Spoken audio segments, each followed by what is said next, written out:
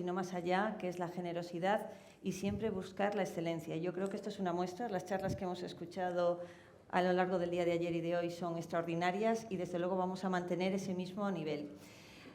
Hemos tenido que mezclar un poquito por cuestión de organización de las mesas, por lo tanto vamos a tener una primera charla de hepatocarcinoma y después hablaremos de cáncer de colon primera línea, cáncer de colon segundas líneas y el recto.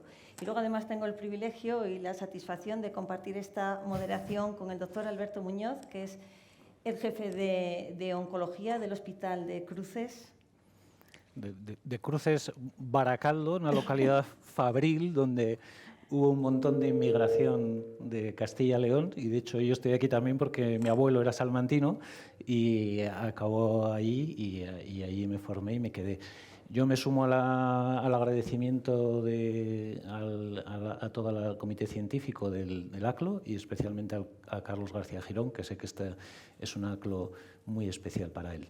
Y sin más, pues empezamos con la presentación. Vamos a empezar, y vamos a empezar por la primera mesa de avances en hepatocarcinoma a cargo del doctor Carlos López López, que, bueno, al margen del afecto que sabéis que nos une, eso nos resta el reconocimiento de que es todo un referente absoluto en la oncología y en el tema que le compete un líder. Y además te agradecemos el esfuerzo que has hecho, que en plenas vacaciones las has interrumpido para acompañarnos. Así que gracias y, como dicen ahora, the floor is yours.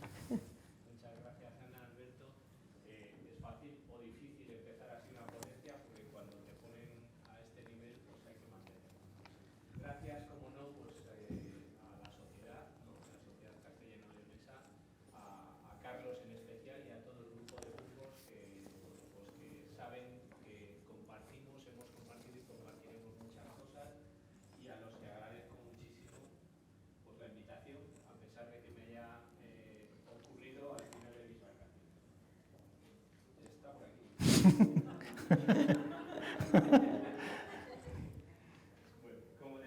Ir avanzando y ganando un poquito de tiempo, se me ha encargado, en la línea de lo que era esta reunión, el recapitular cuáles han sido los avances en relación con el manejo de este tumor, del hepatocarcinoma, durante los últimos años, y en esa línea temporal lo que vamos a desarrollar fundamentalmente es lo que ha sucedido entre el año 2019 y 2022, que como sabéis, al menos en su partida, el año de inicio pues tiene una serie de connotaciones que han motivado que hasta hoy, como hablábamos antes, o hasta hace relativamente poco no hayamos podido retomar este tipo de reuniones más cercanas y más agradables que las que teníamos que mantener en otro tipo de circunstancias menos deseables.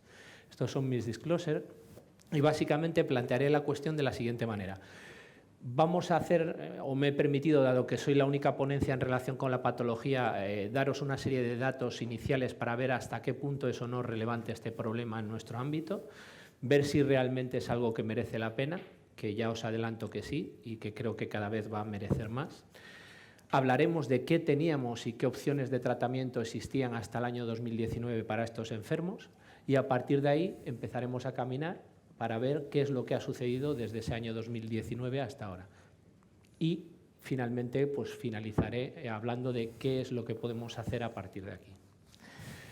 Hepatocarcinoma, en las principales referencias epidemiológicas, nos habla de una causa de muerte muy frecuente en el mundo, la tercera concretamente a nivel mundial y responsable de más de 800.000 muertes en el año 2020.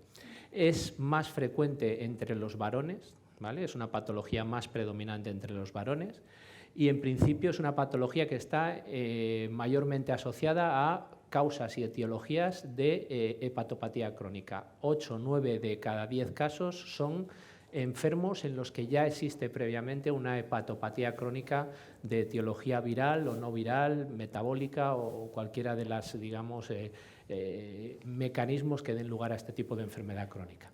En España en 2021 se estimaba que en torno a 6.500 enfermos iban a ser diagnosticados de cáncer de hígado, de los cuales el 90% serían realmente hepatocarcinomas. Y lo importante de esta diapositiva básicamente es que si veis los números, 6.600 casos nuevos más o menos, 5.500 muertes por cáncer de hígado. Esto quiere decir que más o menos el 85% de los enfermos que se diagnostican de esta patología van a fallecer por el cáncer de hígado, ¿vale? ¿Esto por qué? Pues porque Primero, es una patología que, como digo, está asociada ya de por sí a una situación de función hepática deteriorada. Y segundo, porque a pesar de que el tumor se diagnostique en estadios precoces, la supervivencia a largo plazo de estos enfermos es muy, muy bajita. Y veis como en situación de enfermedad localizada apenas 1 de cada 3 pacientes sobreviven a 5 años, pero si ya vamos a enfermedad localmente avanzada o diseminada, los números caen de forma dramática. ¿De acuerdo? Bien. ¿De qué vamos a hablar concretamente dentro del espectro de tratamiento? ¿En qué me voy a centrar? Porque hay que elegir algo y yo creo que nos debemos, por ahora, centrar en situaciones de lo que llamamos hepatocarcinoma avanzado. ¿A qué corresponde ese concepto? Pues corresponde fundamentalmente dentro de la propuesta de clasificación del Clínico de Barcelona, del BCLCC, a esos pacientes que debutan en forma de enfermedad diseminada extrahepática o con afectación de la vena de la porta, ¿vale? Y que conservan una situación funcional razonable como para plantear tratamiento, porque si miráis ahí a la derecha hay otro grupito que es el BCLC-D, que son aquellos pacientes que por situación funcional fundamentalmente no son candidatos a recibir ningún tratamiento. Entonces, hablaremos de pacientes con hepatocarcinoma avanzado, que son esos BLCC-C, ¿vale? Y hablaremos también de esos enfermos que inicialmente son un estadio BCLC-B, es decir, enfermedad localmente avanzada, vamos a decir, sin esas características de afectación de la vena porta, ¿vale? Que han recibido un tratamiento locorregional, fundamentalmente quimioembolización, que es el estándar según las principales guías a día de hoy, pero que inevitablemente progresan y se hacen refractarios a esa maniobra o de entrada no son candidatos a realizarla por problemas de tipo técnico o vascular o contraindicaciones, ¿de acuerdo? Y esa es la población de la cual vamos a hablar. ¿Qué teníamos para esos enfermos hasta el año 2019? Pues básicamente teníamos el ya clásico resultado positivo del sorafenib versus placebo en el contexto de los ensayos fase 3 randomizados. El primero de ellos, SHARP, comunicado en el año 2008 en pacientes asiáticos, en pacientes europeos, y su correspondiente ensayo con el mismo diseño, pero en el contexto de pacientes asiáticos. Ambos comparaban esa droga, sorafenib, contra placebo y obtenían con ello un beneficio estadísticamente significativo en términos de supervivencia global de los enfermos. Y ahí se abrió el melón. A partir de ahí empezó todo a correr, ¿vale? No tanto, porque el segundo paso en este sentido tardó en aparecer en torno a 10 años y ya, pues básicamente por el año 2018 se comunicaron resultados y se publicaron resultados del ensayo REFLECT. El ensayo REFLECT era un ensayo fase 3 randomizado, ojo, con un diseño de no inferioridad. Lo que se trató en este ensayo es de demostrar la no inferioridad de otro TKI, en este caso lenvatinib, en comparación con ese estándar que existía en ese momento, sorafenib, en pacientes con hepatocarcinoma avanzado. Casi 1000 enfermos en esta situación fueron randomizados a recibir ambos fármacos y básicamente lo que se vio es que ese objetivo de no inferioridad, veis a la parte derecha de la diapositiva, se alcanzó, se cumplieron los requisitos previamente establecidos para asumir esa no inferioridad de la molécula experimental, en ese caso lenvatinib, pero mirando hacia otro tipo de objetivos secundarios, lo que sí se vio es que no solo eso, sino que ese lenvatinib era capaz de duplicar la supervivencia libre de progresión y triplicar prácticamente las respuestas en cualquiera de los sistemas de medición de respuesta que utilizásemos, tanto por comité central como por investigador, ¿vale? O sea que triplica tasa de respuestas, duplica supervivencia libre de progresión, no inferior en supervivencia global, ¿vale? Y además de eso, antes de ese año 19 se comunicaron ya datos de potenciales fármacos útiles en segunda línea, ¿vale? Y en este caso todos los ensayos fueron ensayos fase 3 randomizados que demostraron utilidad de varios fármacos tras la progresión o no tolerancia a sorafenib, que era lo que estaba disponible en ese momento. Y en ese sentido tenemos fase 3 randomizados positivos favorables para regorafenib en comparación con placebo en pacientes que habían tolerado previamente sorafenib pero que habían progresado. Tenemos beneficio de cabozantinib en comparación con placebo en pacientes que hubiesen progresado o intolerantes a sorafenib, y tenemos resultados positivos de ramucirumab, un anticuerpo monoclonal antiangiogénico en pacientes con progresión a sorafenib que tuviesen niveles de alfa-fetoproteína mayores de 400 nanogramos mililitro, es decir, pacientes de especial mal pronóstico en esta población, ¿de acuerdo? Y eso es lo que teníamos hasta 2019. Y lo resumo en esta tabla, con sus correspondientes beneficios y demás. Los colorcitos no son por antojo, son porque sepáis que en ese momento lo único que podíamos utilizar en España eran los TKIs, porque las segundas líneas, y ya no hablamos de inmunoterapia, con las dudas que esto pueda, digamos, comportar, no se nos permitían ni se nos permite utilizarlas a día de hoy en estos pacientes, a pesar de tener, como digo, fases 3 randomizados positivos.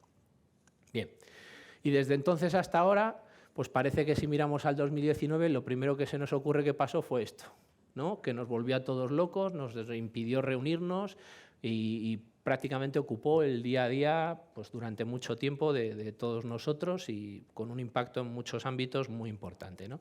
Pero pasaron más cosas, porque justo al final de ese año 2019, de una forma casi paralela, cuando empezó un poco todo este lío, también en Asia se presentaron los resultados de este ensayo randomizado. Este ensayo, que era el ensayo INBRAVE 150, que en pacientes con hepatocarcinoma avanzado, de nuevo, randomizaba a recibir sorafenib, en este caso como una de las opciones estándar, versus atezolizumab bevacizumab, un anti-PDL1 y un fármaco, como todos sabéis, un monoclonal antiangiogénico. Este ensayo tuvo los siguientes resultados. Yo os presento los más, digamos, maduros, los comunicados con mayor seguimiento hasta ahora, que básicamente son los de la publicación del año siguiente, del 2020, en el que se ve cómo la combinación de atezo-beva incrementa de forma significativa clara la mediana de supervivencia libre de progresión, 7 versus 4 meses más o menos, la supervivencia global, 19 versus 13 meses, lo hace, como digo, en ambos coprimarios de forma significativa, incrementa también la tasa de respuestas de en torno a un 10-12 a un 30% aproximadamente, la triplica también, ¿de acuerdo? Para redondear los resultados, esta combinación, cosa que sucede muy pocas veces en medicina, a pesar de ser combinación, es menos tóxica que la monoterapia, ¿vale? Y esto se traduce también en un tiempo o en un incremento del tiempo al deterioro de calidad de vida de los enfermos, con lo cual todo redondo, atezo-beva, pues para todos, básicamente, según lo que empezaron a poner las guías, porque esto supuso un cambio total en todas las guías clínicas. Y aunque pongo ahí ojo a los niveles de evidencia, ya os adelanto que atezo-beva queda recogido en todas ellas como primera línea con nivel 1A, ¿de acuerdo? Y básicamente tanto NCCN como ESMO, como la ISEL que pondremos después, proponen esta alternativa como primera opción preferente con respecto a lo previamente disponible. Y solo en aquellos casos en los que no se puede plantear esta combinación, se plantea poder utilizar los TKIs en monoterapia, tanto SORA como lenvatinib. A la progresión de estas moléculas, pues fundamentalmente solo existen datos de randomizados en progresión a SORA y en el resto son todo consensos de expertos o series retrospectivas. Por eso ponía lo de ojo al nivel de evidencia. Lo mismo reproducido en todas las guías clínicas. Bien, nos ponemos ya en 2022 y esto es lo que básicamente tenemos. Sigo manteniendo el código de colores para insistir en que en España, a día de hoy, lo que podemos utilizar es la primera línea, ¿vale? Y os olvidáis del resto, porque no está financiado, ¿vale? ¿Y a partir de aquí qué? Bueno, pues a partir de aquí teníamos nuestras esperanzas depositadas en estas 4 fotos, ¿vale? Que corresponden a 4 ensayos randomizados grandes en contexto de primera línea de pacientes con hepatocarcinoma avanzado. El COSMIC 312, ahora lo veremos, compara cabo-atezo versus sorafenib. El LIP 002 compara lenva-pembro versus, en este caso, lenvatinib. El Himalaya compara un doble bloqueo de inmunoterapia anti-CTLA4, anti-PDL1 versus sorafenib. Y el CheckMate 9WD compara otro doble bloqueo, nivo-IPI versus TKI a elección del investigador, SORA o lenva. El primero de ellos, por orden de liberación o de presentación de datos, fue o ha sido el COSMIC 312, presentado este año, el año pasado en ESMO Asia de forma preliminar y posteriormente publicado este año en el 2022. Básicamente, como os digo, este es un ensayo fase 3, 3 brazos, cabo-atezo versus SORA como rama estándar o cabozantinib en un intento de explorar la potencial utilidad de esa monoterapia con respecto a, como os digo, lo que se consideraba estándar, que era el SORA. Resultados de la rama, digamos, más experimental de cabo-atezo versus SORA, incremento de la PFS, pero no traducido en términos de supervivencia global. Ensayo negativo en términos de mediana de supervivencia global para la combinación de cabo-atezo. Todo el mundo se quedó así, básicamente, y empezaron a darle vueltas a los datos y a día de hoy no hay una explicación clara de por qué este beneficio de PFS no se tradujo en supervivencia global. Si queréis, luego podemos discutir alguna de las hipótesis más mencionadas.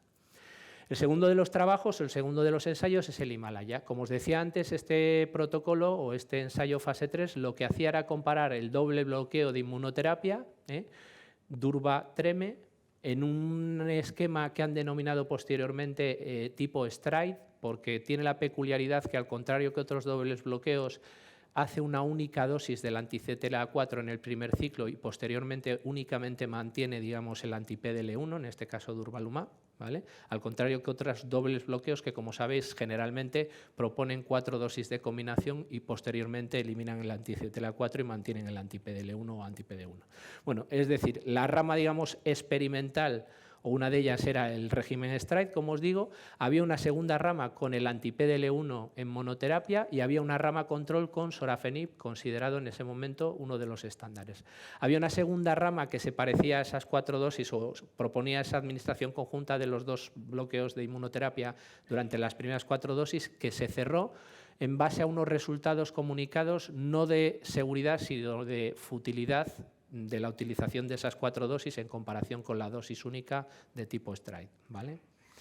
En cualquier caso, se quedaron 3 ramas y las comparaciones pues dieron estos resultados, comunicados, como os digo, el año pasado. Y básicamente lo que se ve es que el régimen STRIDE, ese Treme-Durva, ¿vale?, con dosis única, incrementa de forma significativa la supervivencia global de estos enfermos y la mantiene a largo plazo, si veis la cola de la curva, con seguimientos por encima de los 3 años, ¿vale?, en algunos pacientes. El segundo objetivo, una vez cumplido este, era comparar la no inferioridad de Durva versus SORA, y este segundo objetivo, digamos, primario, también se cumple en este caso. Durva y SORA ofrecen resultados similares en términos de mediana de supervivencia, obviamente con perfiles de seguridad diferentes entre las 2 drogas. Además de esto, hay datos que demuestran cómo esta combinación, dado que tiene un perfil de toxicidad muy favorable, impacta también en tiempo a deterioro de calidad de vida de los enfermos en comparación con sorafenib. Y también incrementa sensiblemente las respuestas, tanto el doble bloqueo de inmunoterapia como la monoterapia con durvalumab en comparación con lo obtenido con sorafenib. Quizás lo más destacable de estos datos es la mediana de duración de la respuesta del régimen STRIDE, es decir, los pacientes que responden mantienen la respuesta hasta casi 2 años de duración, ¿de acuerdo? Vale.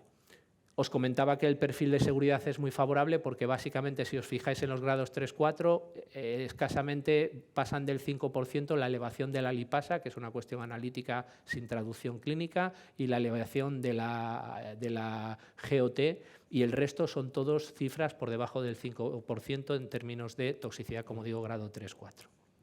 Vale. Tercer trabajo, LIP002, ¿vale? Este es el otro 3 randomizado que comparaba la combinación de lenvatinib-pembro versus lenvatinib, uno de los estándares que, como digo, estaban disponibles. Básicamente, estos resultados, lo mismo, corresponden a una serie de pacientes, casi 800 randomizados a estos grupos de tratamiento y, bueno, pues en situación de hepatocarcinoma avanzado. Resultados, pues lo que se vio en este ensayo es que la PFS tuvo un ligero incremento a favor del empleo de la combinación, pero sin embargo La supervivencia global, aunque se incrementó numéricamente, no cumplió los estándares preestablecidos para considerar el estudio como un estudio positivo.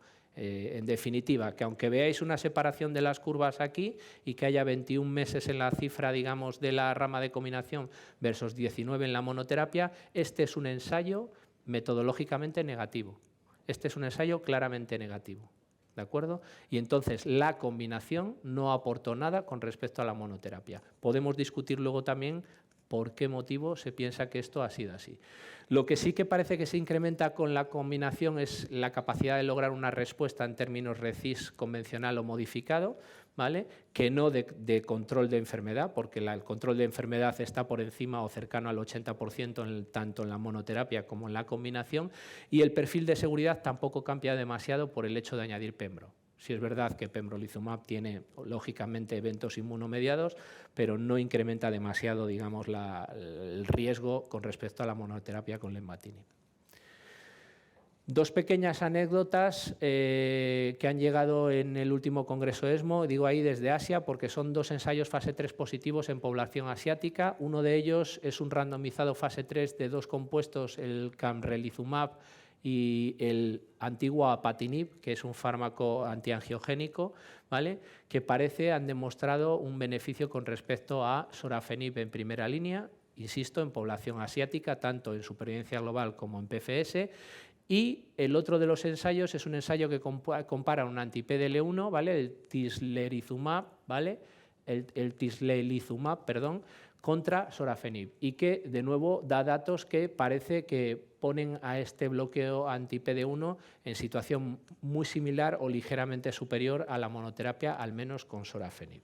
No creo que vayan a tener demasiado impacto porque desde mi punto de vista, y luego podemos también hablarlo, cuál va a ser la aportación de la primera combinación a la atezo-beva ya establecido, y en el segundo de ellos, cuál es lo que aporta, digamos, esta monoterapia con respecto a lo que ya nos ha dicho la rama de Durva monoterapia en el Himalaya, y no solo eso, hablábamos el otro día, quien esté para un bloqueo en monoterapia probablemente con el régimen STRIDE va a estar para un bloqueo para el doble bloqueo, perdón, porque el perfil de seguridad es muy similar en ambas ramas. Y queda un poco por conocer en este escenario en el que dos actores ya se han borrado o se han difuminado lo que vaya a pasar con este otro fase 3 que es el Checkmate 9 WD, que a día de hoy está cerrado el reclutamiento y que está en seguimiento y que veremos qué da de sí. En resumen, esto es lo que tenemos a día de hoy y marco en rojo el STRIDE porque por ahora, y ha sido reciente esto, la única agencia reguladora que ha aprobado la combinación es la FDA, ¿de acuerdo? Ya esto ha supuesto un cambio en determinadas propuestas de las guías clínicas y aquí tenéis la del ISEL en la que ya se propone como ese régimen STRIDE como una alternativa que pudiese ser, digamos, favorable en algún tipo de pacientes. Mi última propuesta, y desde un punto de vista muy práctico, sería esta. Paciente con hepatocarcinoma avanzado, Child-Pugh A y buena situación funcional. Primera pregunta, ¿candidato a inmunoterapia? No. Lenvatinib o sorafenib. Es más, me atrevo a decir claramente que con los datos a día de hoy, y si nos fijamos en la rama control del LIP002, lenvatinib probablemente sería mi primera opción. ¿Candidato a inmunoterapia? Sí. ¿Riesgo de sangrado o de evento vascular? Sí. Una opción perfectamente válida podría ser el doble bloqueo de inmunoterapia, cuando esté aprobado, porque a día de hoy sí se aprueba, ya veremos. No, atezo-beva o, si se aprueba, también sería válida la combinación de inmunoterapia de tipo STRIDE, ¿vale? Y a la progresión en segunda línea, pues esto es lo que tenemos en España concretamente, por varios motivos, porque ya os he dicho que no está nada financiado y ahora peor, porque ya no hay datos de randomizados en segunda línea con estas primeras alternativas de primera más implantadas en la práctica. Pero seguiremos avanzando y ya hay ensayos que hablan de terapias sistémicas en situaciones de hepatocarcinoma en BCLC intermedio B. Hay ya propuestas de tratamiento sistémico en un contexto adyuvante tras una ablación por radiofrecuencia o una resección de lesiones en estadios precoces BCLC-A, y por supuesto hay otras combinaciones con triples bloqueos de inmunoterapia y otros fármacos que están en desarrollo en el contexto de enfermedad avanzada. Y esto es la foto de la bahía al atardecer en Santander, que hace unos días que no veo porque he estado fuera, pero que, bueno, pues que a partir de mañana pues, intentaré volver a visitar previa cena con todos vosotros, que seguro disfrutaré mucho. Y muchas gracias.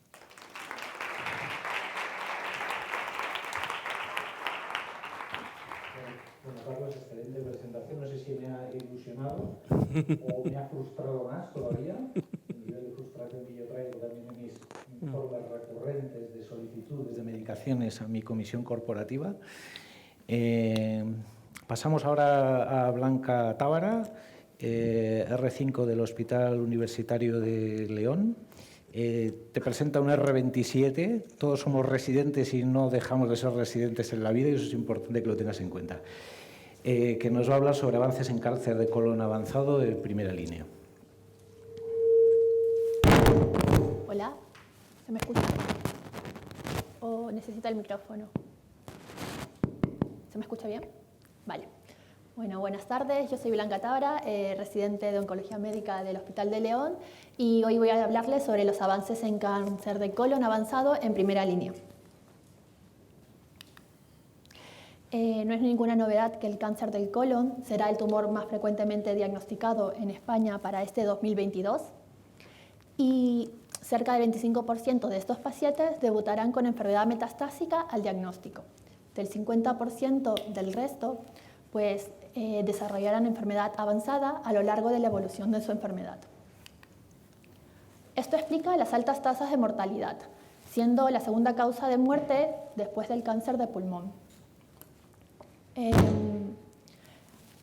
A pesar de eso, la tasa de mortalidad se ha disminuido a lo largo del tiempo, y lo vemos a partir más o menos desde 2012, en donde probablemente debido a diagnósticos tempranos y nuevos enfoques terapéuticos han contribuido. En los últimos 20 años, también añadir nuevas opciones terapéuticas han hecho que la supervivencia en estos pacientes hayan aumentado. Uy.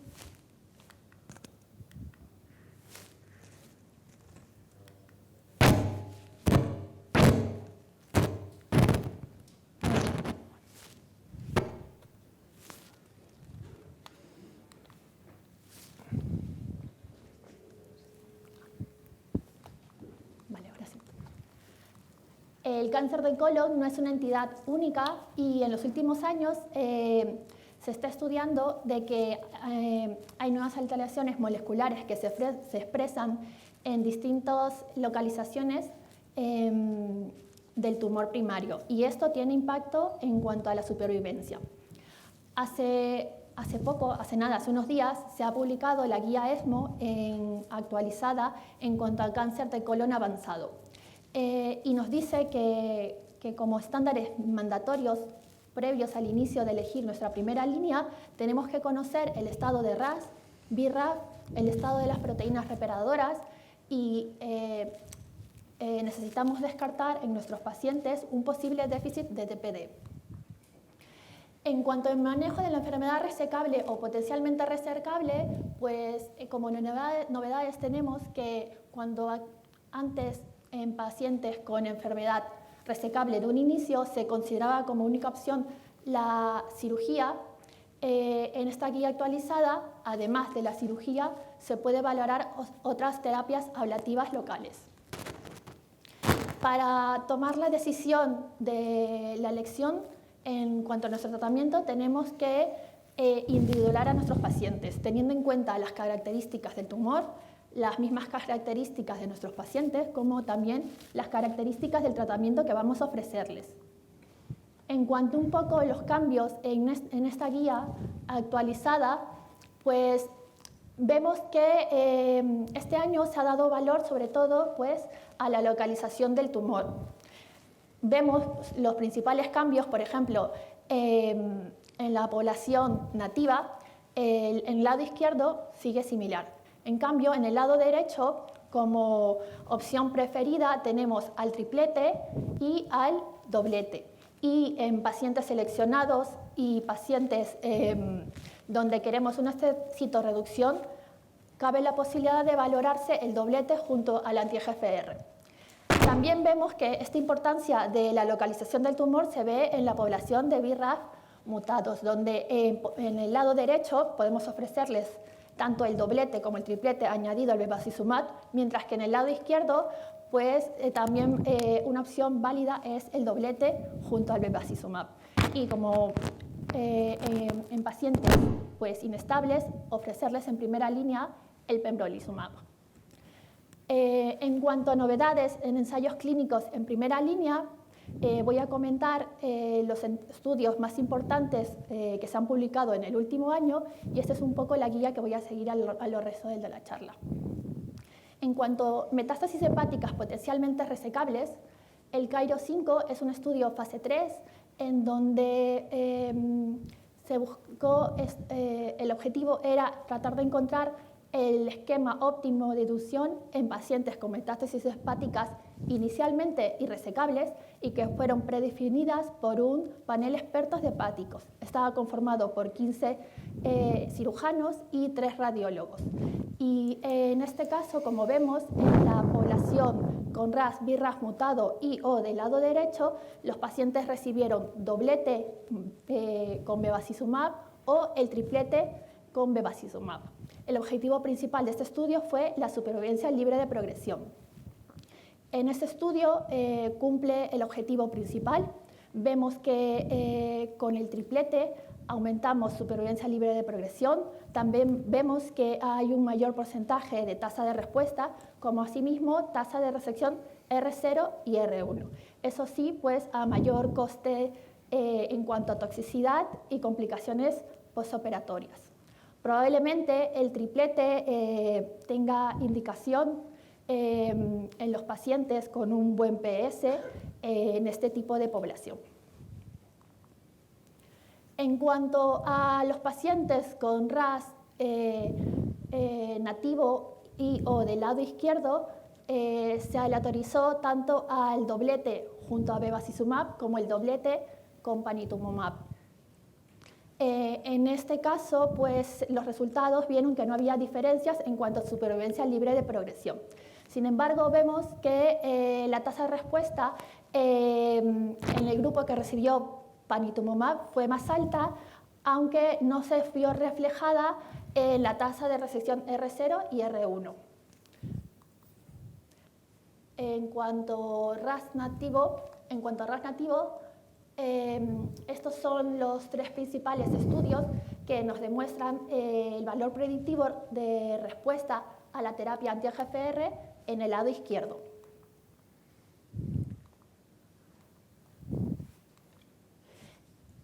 Ay, lo siento.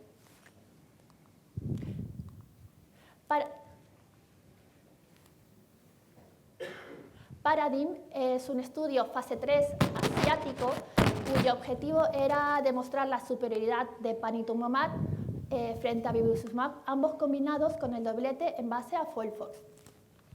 El objetivo principal de este estudio fue tanto supervivencia global en un inicio en la población del lado izquierdo y si era significativo en la población en general.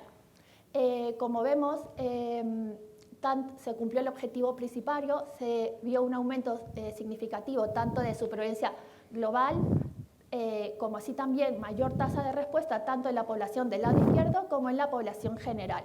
Vemos que las medianas de supervivencia global, tanto en el lado izquierdo como en la población general, superan los 36 meses.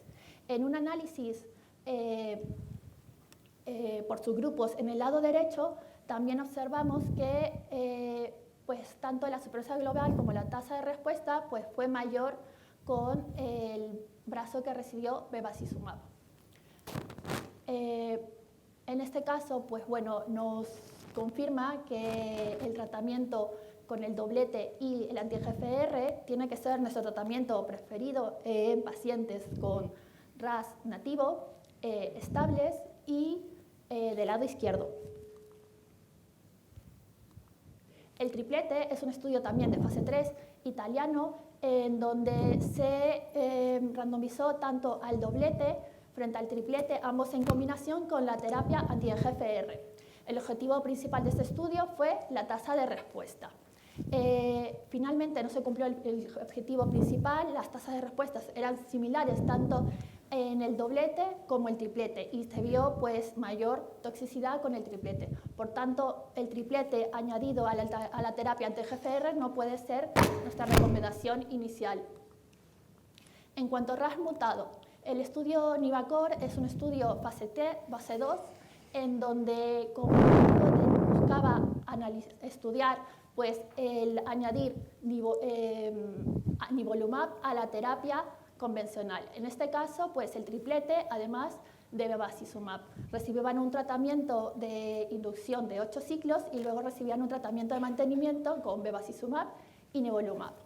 El objetivo principal de este estudio fue analizar la tasa de respuesta tanto en la población con intención a tratar como en la población estable. Se cumplieron ambos objetivos, con una tasa de respuesta en la población con intención de tratar del 76%, como en la misma población estable del 78,9%. Por tanto, el añadir nivolumab a la terapia, a la quimioterapia, al esquema habitual, pues tiene datos prometedores de actividad en esta población de pacientes, como así también pues, en el subgrupo de pacientes estables. En cuanto a inmunoterapia, el Keynote 177 es un estudio fase 3, muy conocido por todos, en donde buscaba demostrar la superioridad de pembrolizumab frente al tratamiento estándar en la población inestable. El objetivo principal del estudio fue tanto supervivencia global como supervivencia libre de progresión. Después de una mediana de 44,5 meses, el estudio no demostró un aumento significativo de supervivencia global porque no cumplió el análisis estadístico preespecificado. Este beneficio que no se da en supervivencia global se cree que es por el diseño del estudio, porque un porcentaje cercano al 60% de pacientes que recibieron quimioterapia pues, recibió la inmunoterapia. Luego vemos también que en cuanto se cumple el objetivo, en cuanto hay mayor supervivencia libre de progresión en los pacientes que recibieron inmunoterapia, como así también mayor tasa de respuestas a menor toxicidad y mayor calidad de vida. No debemos de olvidar que también hay un porcentaje considerable de un 30% de pacientes que recibieron inmunoterapia y que su mejor respuesta fue la progresión de la enfermedad. Con todos estos datos, pues, pembrolizumab se ha aprobado en primera línea, tanto en la FDA como en la EMA. El Checkmate 142 es un estudio fase 2, multicorte y no teleautorizado, en pacientes también inestables. En la corte de pacientes que no habían recibido tratamiento, se buscó estudiar tanto la eficacia como la seguridad de nivo-IPI a bajas dosis. El objetivo principal del estudio fue la tasa de respuesta. Este estudio cumple su objetivo principal con una tasa de respuesta del 71%.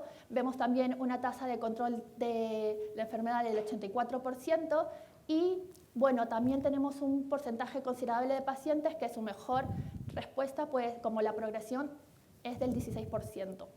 Con estos datos, nivo y IPI ha sido aprobada en segunda línea por Estados Unidos, Japón e Irlanda.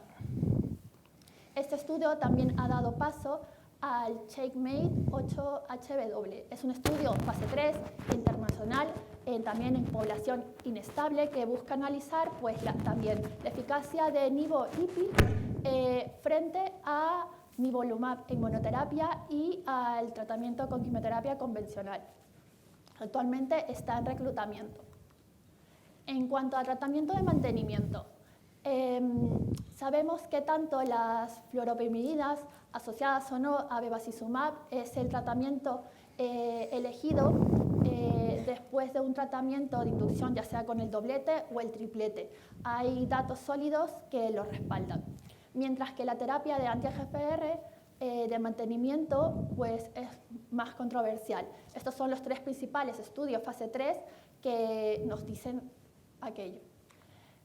HERMES es un estudio fase 3 italiano realizado en población nativa. Es el primer estudio ensayo clínico que analiza, en este caso, FOLFIRI, que randomizó a los pacientes al grupo de recibir FOLFIRI-CETU hasta progresión o toxicidad inaceptable, frente al grupo que recibió FOLFIRI-CETU durante 8 ciclos de inducción y luego un tratamiento de mantenimiento con cetuximab en monoterapia. El objetivo principal de este estudio fue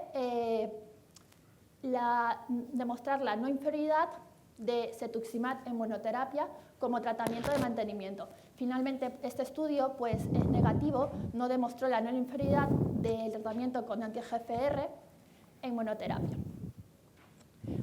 También quiero destacar que en este estudio hubo una tasa alta de abandono del 40%, que lo esperado era del 20%. Como conclusiones, para elegir el tratamiento de primera línea tenemos que considerar básicamente las características del paciente, la localización del tumor, que es lo que ha hecho más énfasis en esta nueva guía, y sobre todo lo que ya sabíamos, las características moleculares.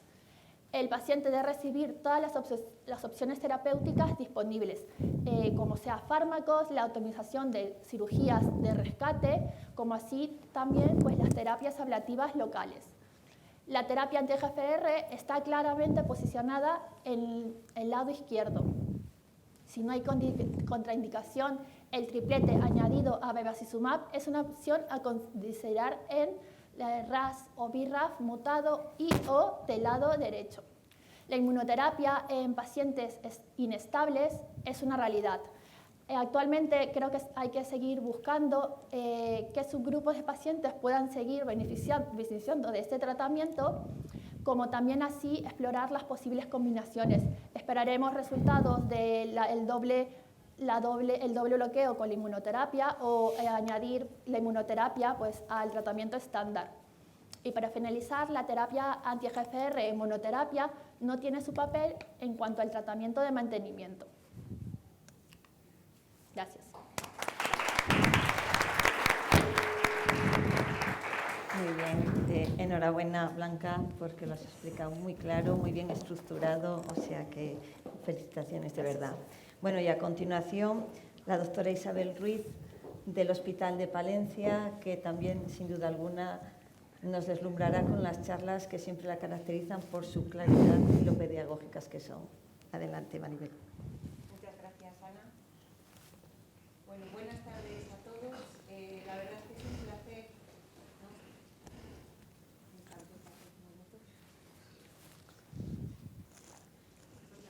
A ver. Ahora, ¿no? ¿Quién se ríe?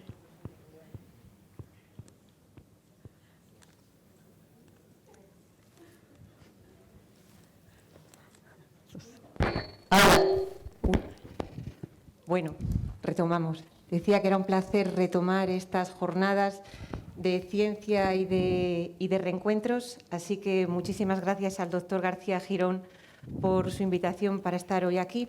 Y tomando el relevo a Blanca, pues tras el fallo a esa primera línea de tratamiento en carcinoma colorectal avanzado, pues toca enfrentarse a un nuevo reto, que es buscar una nueva estrategia de tratamiento. Y en los próximos minutos vamos a intentar revisar cuáles han sido los principales avances en los últimos años en estas segundas líneas. Y el primer avance lo vamos a encontrar aquí, en el porcentaje de pacientes que acceden actualmente a esas segundas líneas de tratamiento. Y es que a día de hoy la mayoría de nuestros pacientes que progresan a una primera línea están en unas condiciones óptimas para continuar con terapia. Nos lo muestra este análisis combinado de los estudios TRIBE y TRIBE2, donde más de un 75% de los pacientes reciben una segunda línea de tratamiento y más de un 50% de los pacientes llegan a una tercera línea. Es verdad que son pacientes seleccionados, son pacientes de ensayo, pero es algo que estamos ya viendo en nuestra práctica clínica diaria. Y esto va a derivar en una mayor supervivencia de los pacientes, porque es algo universalmente aceptado que la exposición de los pacientes a todos los fármacos activos a lo largo de su enfermedad pues va a asociarse a una mayor supervivencia. Por tanto, va a ser necesario sacar el máximo rendimiento a cada línea y para eso es esencial individualizar la elección del tratamiento. Y como nos comentaba Blanca, aquí también en esa segunda línea para elegir el tratamiento vamos a tener en cuenta factores relacionados con el paciente, factores relacionados con el tumor, pero aquí encontramos otra diferencia. Vamos a tener que tener en cuenta también el tratamiento recibido previamente. ¿Qué régimen, durante cuánto tiempo, con qué respuesta y a costa de qué toxicidad? Y si hay algo que va a marcar también la selección de esta segunda línea es el estudio molecular. En los últimos años, el profundizar más en la caracterización molecular del cáncer de colon nos ha llevado a identificar factores pronósticos y factores predictivos que nos ayudan a seleccionar pacientes que vayan a poderse beneficiar de una terapia específica. Y tan importante es esto que en el último reporte de ASCO, pues, los avances en la caracterización molecular de los tumores gastrointestinales, entre los que se incluye el cáncer de colon, pues han sido denominados como avance del año. Así que un poco, pues, teniendo en cuenta todos estos factores, pero tomando un poco como hilo conductor este perfil molecular, vamos a revisar pues, en qué escenarios nos podemos encontrar en esta segunda línea. Y vamos a empezar por los tumores con KRAS, NRAS y BRAF wild type, en el que bueno, pues podemos encontrarnos diferentes escenarios en función de qué tratamiento hayamos administrado en primera línea. Si en primera línea hemos administrado quimioterapia con anti-EGFR, en segunda línea el tratamiento generalmente será quimioterapia cambiando a oxaliplatino o irinotecan en función de lo que hayamos administrado en primera línea y añadir un antiangiogénico, porque realmente tenemos una evidencia muy limitada de mantener el anti-EGFR a la progresión a la primera línea. En caso de que en primera línea hayamos administrado quimioterapia con antiangiogénico, bueno, pues una opción en segunda línea sería quimioterapia con un anti-EGFR. Tanto cetuximab como panitumumab tienen ensayos fase 3 donde han demostrado beneficio en esta situación, aunque ninguno de los dos ha logrado demostrar impacto en supervivencia global, posiblemente pues, por efecto del crossover. También hay que decir que, aunque el impacto de la lateralidad parece más consolidado en primera línea, las guías clínicas más recientes también en segunda línea recomiendan limitar el uso del anti-EGFR a tumores de colon izquierdo. Por lo tanto, en tumores de colon derecho o en tumores donde hayamos administrado quimioterapia más antiangiogénico en primera línea, la otra opción sería, segunda línea, cambiar de quimio y mantener el antiangiogénico. Y en este contexto, pues tanto bevacizumab como aflibercept han demostrado un beneficio en supervivencia global independientemente del tratamiento previo administrado. Con lo cual, en el caso de haber administrado en primera línea de tumores wild type quimio más antiangiogénico, se nos puede plantear la duda de qué hacer, mantener antiangiogénico o cambiar anti-EGFR. Y esta cuestión se plantea en este estudio fase 2, que es el PRODIS 18, en pacientes que habían progresado a una primera línea con doblete y bevacizumab, a los que se randomizó a recibir quimioterapia con bevacizumab o bien con cetuximab. Y lo que nos muestran los resultados es que hay un beneficio, aunque no alcanza la significación estadística en cuanto a supervivencia libre de progresión y supervivencia global, con mantener antiangiogénico respecto al anti-EGFR, aunque en cuanto a tasa de respuesta se lleva la ventaja el anti-EGFR. Bueno, no podemos realmente hacer conclusiones definitivas con los resultados de este estudio, pero quizá lo que parece apuntar es que si hemos utilizado en RAS wild type anti-EGFR antiangiogénico en primera línea, quizá sea mejor mantener en segunda línea y relegar el anti-EGFR a una línea sucesiva donde sabemos que puede mantener su eficacia, exceptuando casos en los que necesitemos una respuesta rápida, en los que, bueno, pues aquí quizá pudiera ser preferente el anti-EGFR. Pasamos a los tumores con KRAS o NRAS mutado. Aquí hay menos opciones. Quimioterapia más antiangiogénico en primera línea y en segunda, cambio de quimioterapia y mantener el antiangiogénico. No tenemos comparaciones directas entre los antiangiogénicos diferentes, pero realmente todos ellos se asocian a un beneficio en supervivencia global similar, que en términos absolutos va a ser menor de 2 meses. Tampoco tenemos criterios claros de selección entre los dos antiangiogénicos disponibles en nuestro medio, bevacizumab y aflibercept. Nos tendríamos que guiar del tratamiento administrado en primera línea, que para que administrar Aflibercept tendríamos que haber administrado en primera línea oxaliplatino. También del perfil de toxicidad, que sabemos que en el caso de Aflibercept puede aumentar un poco esa toxicidad gastrointestinal y hematológica del FOLFIRI. Y también en el tiempo de progresión a esa primera línea con quimio y bevacizumab.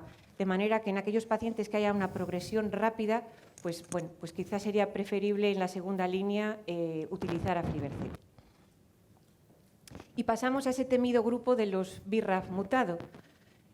Representan hasta un 10% de los tumores colorectales avanzados y sabemos que se asocian a muy mal pronóstico con unas medianas de supervivencia de en torno a 11 meses y que además van a tener una pobre respuesta a la quimioterapia convencional. En el 95% de los casos se trata de la mutación V600E y sabemos que los encontramos más en tumores de colon derecho, en mujeres que tienen más relación con la diseminación peritoneal, que se dan más en tumores mucinosos y que hasta en un 30% de los casos se asocian con inestabilidad de microsatélites. Y esto parece que puede estar relacionado con un fenotipo metilador de islas CpG que conduzca a una hipermetilación del promotor MLH1 y con esto al silenciamiento del gen. Pues hasta la llegada de las terapias dirigidas, el tratamiento en este subgrupo de pacientes era quimioterapia más antiangiogénico en segunda línea.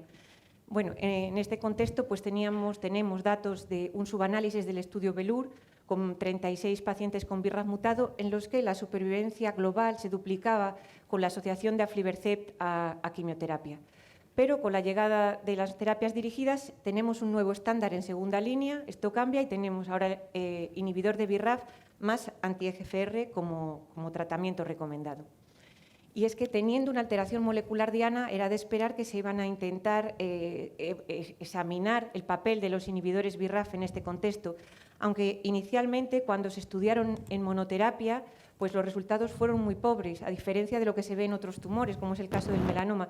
Y esto parece que es debido a una retroactivación de la vía de EGFR que conduce pues a un aumento de las señales de proliferación intracelulares. Así que los siguientes pasos a dar fueron combinarlo con otros inhibidores de componentes de la vía, como inhibidores de MEK o anti-EGFR, y más adelante inhibidores de PI3K o incluso con quimioterapia. Y con esto las respuestas pues, fueron aumentando desde ese 5% de la monoterapia hasta un 20%. Pero los datos más sólidos en este subgrupo de pacientes nos los da el estudio Beacon. El primer estudio fase 3 positivo realizado en pacientes con mutación BRAF V600E que hubieran progresado a una o dos líneas de tratamiento previo. Se les randomizaba a recibir encorafenib con cetuximab con o sin binimetinib y se comparaba con un brazo control de quimioterapia más cetuximab.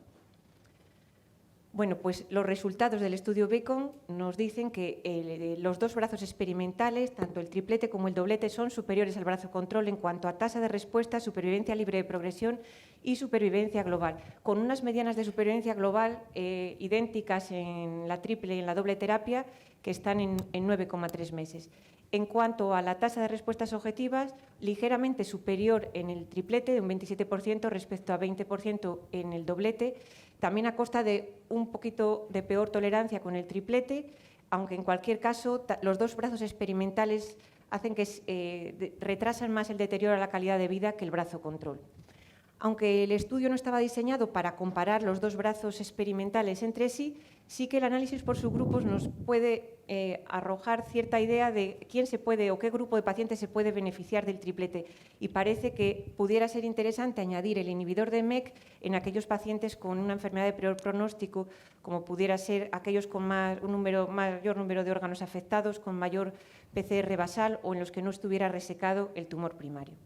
Bueno, con todos estos resultados, pues tenemos un nuevo estándar de tratamiento y la EMA en mayo del 2020 da la aprobación al doblete, a la combinación de encorafenib con cetuximab a pacientes con mutación de BRAF V600E que hubieran progresado al menos a una línea previa. Y, sin embargo, aun con la aprobación de la EMA y aun cuando siendo un nuevo estándar y además recomendado por las principales guías clínicas, la situación que tenemos actualmente en nuestro país es que la situación es de no financiación por el sistema público de salud. Y una pincelada más de este subgrupo de pacientes con BRAF mutado, y es que la mayoría, como sabemos, van a pertenecer a ese subtipo molecular CMS1, que se van a caracterizar por inestabilidad de microsatélites, infiltrado inmune, por alta carga mutacional. Entonces, parece que pueda ser una estrategia interesante combinar la inmunoterapia con los inhibidores de BRAF.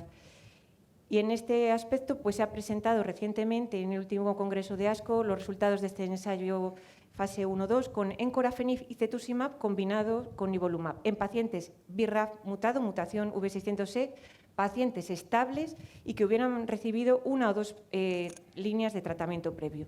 Y los resultados son alentadores, con una tasa de respuestas objetivas de un 50% y una llamativa tasa de control de la enfermedad de un 96%. Una línea de investigación que actualmente pues, sigue en marcha. Y pasamos a un escenario bueno, pues más amable, que es el de los tumores inestables. Bueno, los tumores inestables representan hasta el 5% de los tumores en carcinoma colorectal metastásico y sabemos que son tumores que van a tener una peor respuesta a quimioterapia convencional que los tumores estables.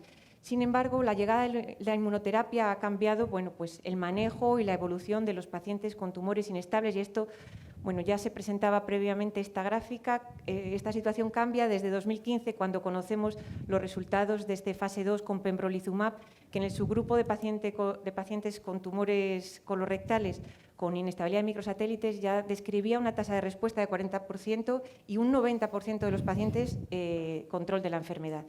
Y esto hace que tengamos un nuevo biomarcador de predictivo de respuesta a la inmunoterapia, que es esta inestabilidad o déficit en el sistema mismatch repair. En segunda línea, bueno, pues tenemos resultados tanto de pembrolizumab como de nivolumab en monoterapia, con unas tasas de respuestas en torno al 30%, pero unas medianas de supervivencia de más de 40 meses. Y, sin embargo, los mejores resultados los consigue la combinación de nivolumab con ipilimumab, que llega a duplicar la tasa de respuestas, control de la enfermedad en un 81% de los pacientes y una mediana de supervivencia no alcanzada. Pero en los últimos resultados presentados con una mediana de seguimiento de 5 años, encontramos que en la cohorte de combinación un 68% de los pacientes siguen vivos y algo que merece la pena destacar, un 75% de los pacientes, además, libres de tratamiento. Se han presentado también datos de un estudio fase 2 randomizado, en este caso con un anti-PDL1, que es avelumab, comparando su administración en segunda línea versus tratamiento estándar a elección del investigador. Bueno, lo más llamativo en los resultados de este estudio es que hay un 50% de los pacientes que progresan en el primer TAC.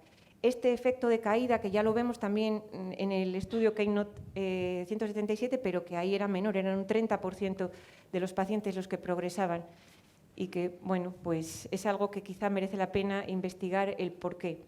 Nos quedamos con que hay un 25% de los pacientes que mantienen el beneficio a 2 años y, en cualquier caso, hay que reconocer que con la aprobación de pembrolizumab en primera línea, la administración de inmunoterapia en segunda línea va a ser algo excepcional. Ahora bien, pacientes en los que no la hayan recibido en primera línea, pues posiblemente la mejor opción en segunda sea la combinación de ipi-nivo. Y con estos datos tenemos que decir que quizá parece que hay un poco menor de eficacia con los anti-PDL1 que los anti-PD1. Y ya para enfilar la recta final de la charla vamos a hablar de otras mutaciones que ya van a ser otras alteraciones moleculares muy poco frecuentes, pero interesantes de conocer porque van a tener un tratamiento específico. Y entre ellas pues tenemos ER2. Bueno, en tumores colorectales la frecuencia es de un 2 a un 5%. Sabemos que se dan más en tumores de colon izquierdo y además en tumores con RAS y BRAF wild type.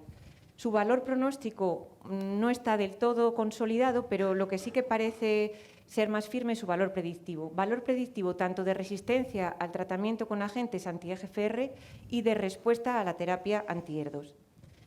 Y hay varios resultados de estudios fase 2 con doble bloqueo ER2 que nos muestran pues, unas tasas de respuesta de un 30 a un 40%, algo que realmente, teniendo en cuenta que son estudios realizados en pacientes muy pretratados, es interesante si lo comparamos con los estudios, con los fármacos que tenemos ahora mismo aprobados en tercera línea y que realmente nos dan una tasa de respuesta de menor de un 5%. Es interesante, además, entre los resultados publicados más recientemente dentro de la terapia ER2, los resultados del estudio DESTINY-CR01 con trastuzumab deruxtecan, pacientes con sobreexpresión de ER2, con RAS y BRAF nativo, que hubieran recibido por 2 o más líneas previas y podían haber recibido previamente entre esas líneas previas un agente anti-ER2. Los pacientes se dividían en 3 cohortes según la expresión de ER2 y los resultados nos muestran que en la cohorte con una mayor expresión de ER2, o bien por inmuno 3 cruces o 2 cruces con FIS positivo, la tasa de respuestas objetivas era de un 45% y la tasa de control de la enfermedad de un 83%. Con estos resultados del doble bloqueo ER2 y trastuzumab deruxtecan, las guías clínicas más recientes ya recomiendan la determinación de ER2 en los pacientes con cáncer colorectal metastásico y la valoración de tratamiento a partir al menos de la primera línea. Y bueno, pues recordar que no es despreciable, y esto es algo que hay que tener en cuenta, la toxicidad pulmonar severa en un 9% de los pacientes, pero fatal hasta en un 3%. Y terminamos ya con un apunte sobre la mutación KRAS G12C. Una mutación muy poco frecuente, se da en un 3% de los pacientes con cáncer colorectal y además sabemos que va a tener peor pronóstico que el resto de mutaciones KRAS. Y si por algo ha cobrado importancia en los últimos 2 años es porque se han desarrollado inhibidores irreversibles de KRAS G12C que se van a unir a él cuando está unido a GDP y que lo van a retener en esa forma inactiva, impidiendo que se desencadene la cascada de señalización. Tenemos los resultados de un primer fase 1 con sotorasib en diferentes tipos de tumores y en concreto, bueno, pues en cáncer colorectal las respuestas objetivas eran de un 7%, muy por debajo de las que se conseguían en carcinoma no microcítico de pulmón. Y además muy similares a las que luego se registraron en el fase 2.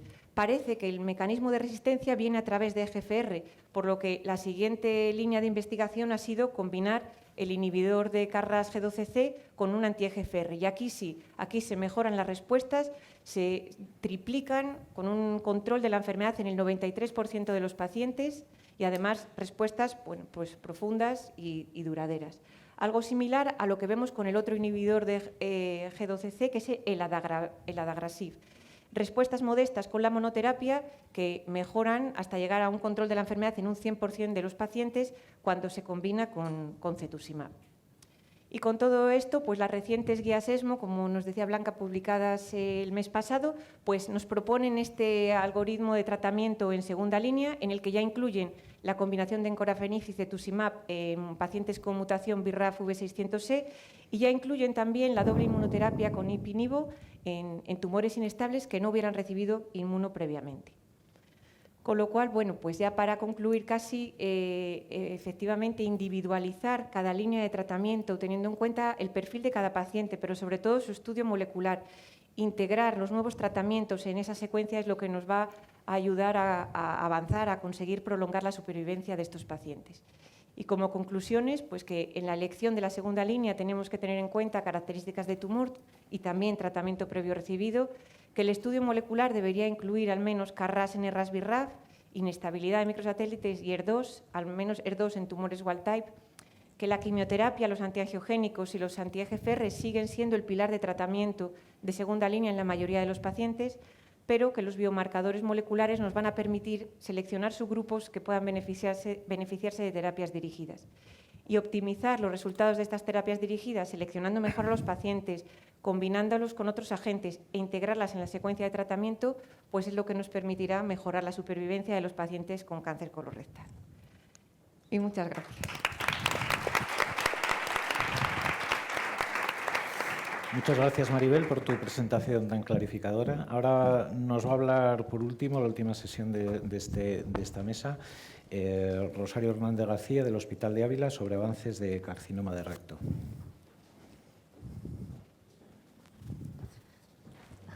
Hola, buenas tardes. En primer lugar, pues eso, quería agradecer la oportunidad de que nos hayamos reunido estos días en Burgos para revisar un poco todos estos temas y sobre todo para estar juntos. Bueno, pues yo ahora vengo a hablar pues, de las peculiaridades que tiene por sus características clínicas y anatómicas el 30-40% de los adenocarcinomas colorectales que corresponden al adenocarcinoma de recto. Estas peculiaridades llevan a la existencia de una manera habitual de un tratamiento neoadyuvante, a diferencia de lo que sucede en el resto de los adenocarcinomas de colon. Bueno, Pero, en primer lugar, quería revisar, según figura en el UpToDate, cuáles son las auténticas indicaciones de la neoadyuvancia en el adenocarcinoma de recto. Según el UpToDate, la única indicación definitiva que está realmente avalada por ensayos aleatorizados es la administración en tumores con una estadificación clínica T3 o T4, porque se entiende que estos, si se operan de entrada, van a requerir sí o sí un tratamiento posterior con radioterapia. Pero en la práctica habitual no solamente utilizamos neoadyuvancia en estos casos, sino que también se tienen en cuenta otras indicaciones relativas, como son aquellos tumores con una estadificación clínica T1 o T2, pero que nuestros radiólogos o nuestros ecoendoscopistas nos dicen que tiene afectación ganglionar. Aquí quiero destacar realmente la dificultad que hay para estar seguros de esa afectación ganglionar que se nos adelanta por las imágenes de la resonancia de la ecoendoscopia realmente corresponden a metástasis ganglionares, porque la mayoría de las metástasis ganglionares en los carcinomas rectos realmente miden menos de 1 centímetro y muchas de las lesiones de los ganglios más grandes realmente no tienen metástasis. Pero bueno, en ese sentido, pues bueno, se da muchas vueltas y investiga para saber identificar qué criterios radiológicos son los que tenemos que tener en cuenta para asumir esa afectación ganglionar, o bueno, en algunos casos, aunque realmente la práctica habitual sería un poco difícil, hacer una confirmación citológica de la presencia de metástasis en esos ganglios. Otra indicación relativa es la de los tumores que parecen invadir o amenazar la fascia mesorrectal, porque se piensa que con el tratamiento quirúrgico quedaría de entrada al borde afecto, exponiendo al paciente a muchos riesgos de recaída local y empeoramiento de la supervivencia. Y luego otra indicación mucho más controvertida, que no es un estándar aceptado, es en aquellos tumores con estadificación clínica T1 o T2, pero muy distales, en los que su tratamiento quirúrgico supondría la colocación de una estoma permanente, con esa intención de poderlo revertir a una cirugía más conservadora. He hablado de los tumores T3, pero como todo esto va avanzando y cambiando, hoy sabemos también que no realmente todos los tumores con estadificación clínica T3 realmente van a necesitar ese tratamiento neoadyuvante, porque en aquellos tumores en los que la invasión extramural sea de menos de 5 milímetros, algunos estudios muestran que el tratamiento quirúrgico solo tiene un buen resultado. Pero bueno, a día de hoy la estadificación TNM no incluye esta subclasificación de los tumores de 3A, de 3B en función de la profundidad de la invasión, aunque bueno, sí que en las guías de ESMO bueno, pues sí que indica que se puede considerar una cirugía de entrada en los tumores con una profundidad de invasión inferior a los 5 milímetros. Bueno, hace ya más de 20 años, pues la situación del tratamiento con intención curativa del adenocarcinoma de recto en los estadios localmente avanzados 2 y 3, pues incluía, o sea, estaban las cosas más o menos claras. Incluía un tratamiento quirúrgico con una excisión mesorrectal total precedido de un tratamiento neoadyuvante basado en radioterapia, para el cual había 2 opciones. Que se discutía si una era mejor que otra, uno con sus ventajas o sus inconvenientes. Una radioterapia de ciclo largo, a lo largo de 5 semanas, para las que sí que se sabía que había que hacer un tratamiento de quimioterapia al mismo tiempo. Mejor con fluoropiridinas, mejor además con la fluoropirimidina en infusión continua o en capecitabina. Y bueno, parecía bastante prometedor que el poner el tratamiento con oxaliplatino durante esa radioterapia pudiera también ser beneficioso para los pacientes. Había algunos estudios muy prometedores, pero en otros los resultados eran inconsistentes. Luego la otra opción era la radioterapia de ciclo corto en 5 días. Y bueno, el tiempo de espera que habitualmente se hacía después de la radioterapia de ciclo largo eran varias semanas, de 6 a 8 semanas. En cambio, se esperaba simplemente 1 semana en la radioterapia de ciclo corto.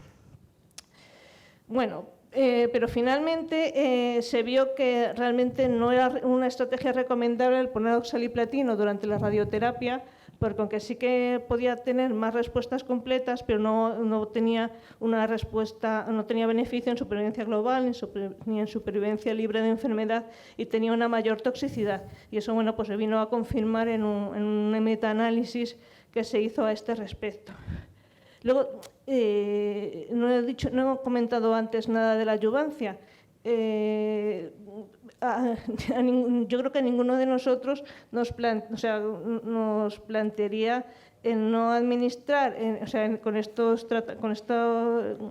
este plan de tratamiento que había entonces, un tratamiento adyuvante, bueno, pues basado en la experiencia que se tenía el resto del cáncer de colon. Realmente, si se fuera muy estricto, en pacientes con cáncer de recto, el tratamiento adyuvante no ha demostrado fehacientemente los mismos beneficios que sí que sabemos que se otorgan en el adenocarcinoma del resto del colon.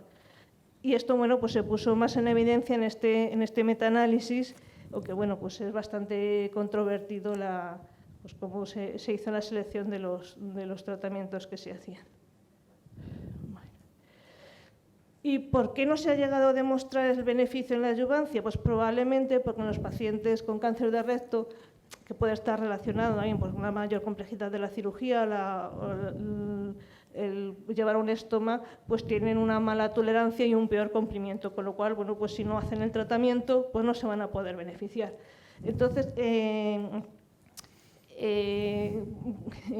teniendo en cuenta esta peor tolerancia, bueno, pues el paso lógico es, bueno, pues si después de la operación tienen peor tolerancia al tratamiento de quimioterapia, pues vamos a pasarlo para adelante. Y así es como surge el concepto de TNT, de Total Neoadjuvant Therapy, que tendría la ventaja de una mejor tolerancia, aparte de un tratamiento más precoz de las micrometástasis, y además podía llegar mejor al tumor primario, dado que tenía una vasculatura íntegra. Bueno, pues así empezó a investigarse, empezaron a publicarse ensayos a este respecto. Entonces, bueno, pues ya empezaron a salir muchos estudios. En este estudio, bueno, hay un estudio español que, bueno, pues sí que comparaba poner el tratamiento de quimioterapia, o bien como una quimioterapia de inducción en una adyuvancia, y en este estudio sí que se parece confirmar lo de que la tolerancia antes de la cirugía va a ser mejor. Aunque, bueno, en este estudio pues no había diferencias en la respuesta completa patológica ni en el pronóstico de los pacientes. De estos estudios con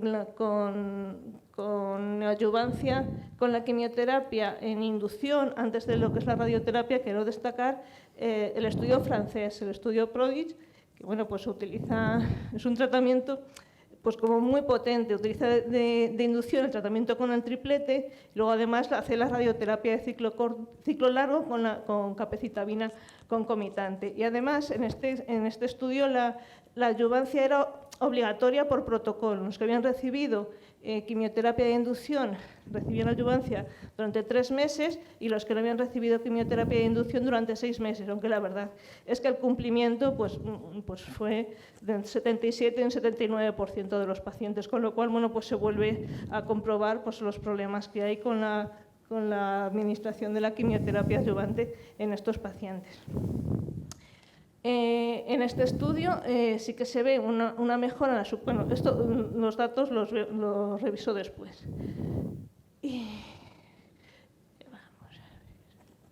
En el estudio del Memorial, que es un estudio retrospectivo de cohortes, también, bueno, pues se ve que la administración de una quimioterapia de inducción basada en oxaliplatino, aunque no aumenta las respuestas completas patológicas, sí que mejora la respuesta clínica, o sea, sí que mejora el control de la enfermedad a ese nivel, porque la CRR incluye las respuestas completas patológicas y las respuestas completas clínicas durante al menos 12 meses. Luego tenemos otro estudio que compara la quimioterapia de inducción con la quimioterapia de consolidación, que son las dos posibles estrategias de de incorporar la quimioterapia en la neoadjuvancia total. En este estudio, el tratamiento adyuvante no era recomendado y entre las dos opciones, la inducción o la consolidación, no encuentran diferencias en la supervivencia libre de enfermedad a los 3 años, aunque sí se observó en la rama de consolidación más respuestas completas patológicas, mejor regresión tumoral y el índice neoadyuvante más bajo. Lo cual, bueno, pues realmente pues, no se explica muy bien. En este estudio, en el CAO-ARO-IO, este estudio alemán que compara la inducción con la consolidación, pues efectivamente ve que administrar la quimioterapia neoadyuvante como consolidación, mejor respuesta completa patológica, mejor regresión tumoral, mejor índice neoadyuvante. Sin embargo, esto no permite que a día de hoy se tomara una decisión para considerar que la consolidación era mejor que la inducción, porque bueno, pues no se tradujo en unos mejores resultados a largo plazo. Entonces, bueno, eso también pues llama un poquito la atención de que tengamos con más calma en tomar estos elementos como un subrogado de los resultados que va a haber a largo plazo. Vuelvo otra vez a revisar el estudio francés, el PRODIGE, que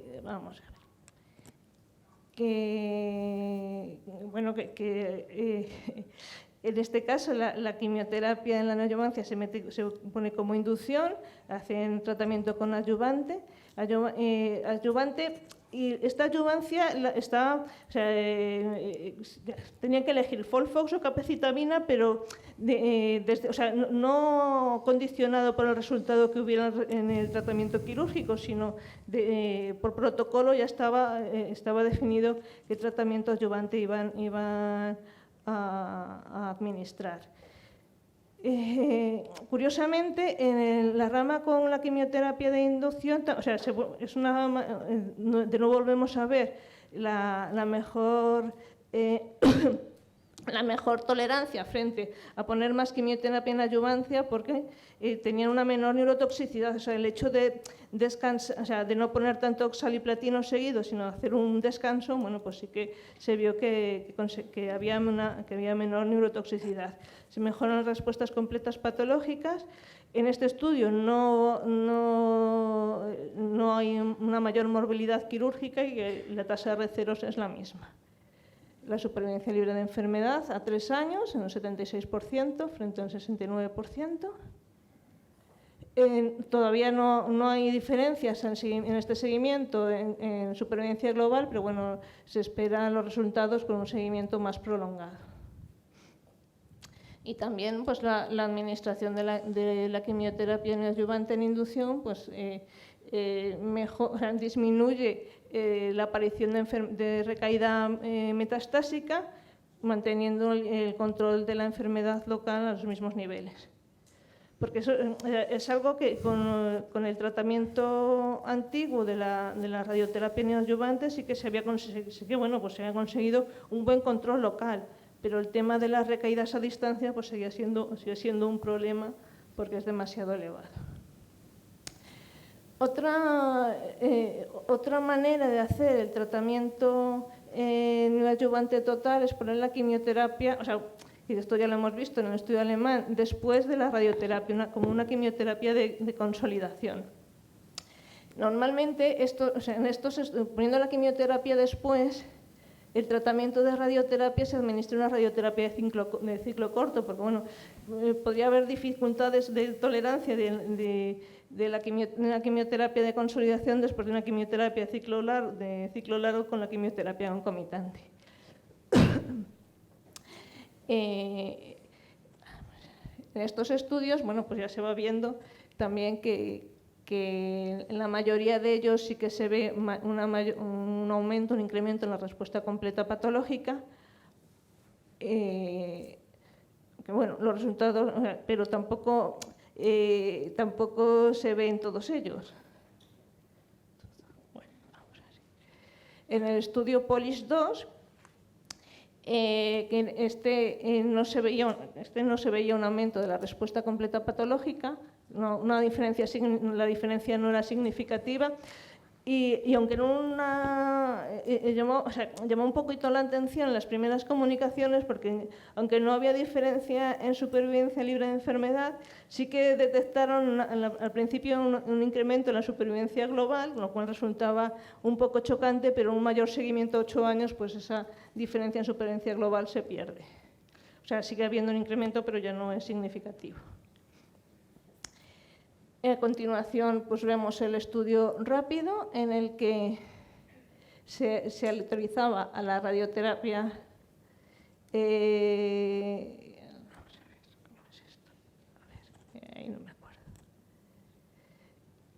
radioterapia de ciclo corto, seguido de quimioterapia de consolidación sin adyuvancia. Llama la atención, pues eso, el largo tiempo de intervalo que hay desde la radioterapia hasta el tratamiento quirúrgico, lo cual se va a traducir en un incremento de la morbilidad quirúrgica frente al tratamiento de radioterapia de ciclo largo con capecitabina.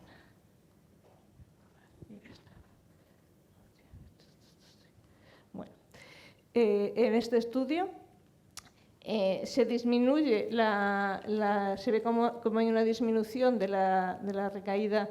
En este estudio hay una disminución, una mejora no es la supervivencia libre de enfermedad, porque ellos argumentan que como empiezan pacientes con enfermedad puesta, que luego por lo que sea no se van a operar, no se operan, pues lo que analizan es lo que vienen a llamar la supervivencia libre de enfermedad, de fallo del tratamiento relacionado con la enfermedad.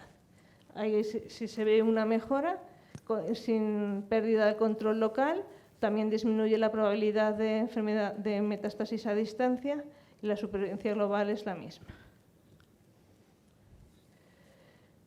Y este otro estudio que también investiga la quimioterapia de consolidación, pero con otra duración diferente, porque en los distintos estudios pues vemos cómo cambia de una consolidación con Folfoscor 3 meses o 18 meses en el rápido, 4 ciclos de campos en el estelar, o en otro estudio indio que se ha realizado en la India, son solamente 2 ciclos los que administran, con lo cual tampoco estaría muy claro cuál sería el número de ciclos. Pues en el estudio estelar se observa una mayor respuesta completa patológica, sin diferencia, que además, bueno, pues no sin diferencia, concluyen que la supervivencia libre de enfermedad a 3 años es equivalente, es la misma, pero sí que ven una mejoría en la supervivencia global a 3 años.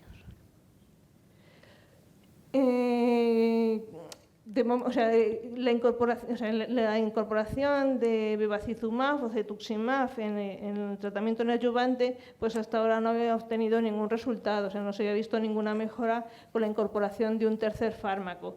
Esto, bueno, pues si consideramos un tercer fármaco, el CPT-11, en el FOLFIRINOX del estudio francés, bueno, pues ese sería el primero que había demostrado un beneficio al incorporar un tercer fármaco en la neoadyuvancia. Y luego pues están también los resultados prometedores con aflibercept en el estudio español del GEMCAD 1402, que ven más respuestas completas patológicas sin un incremento de la morbilidad quirúrgica.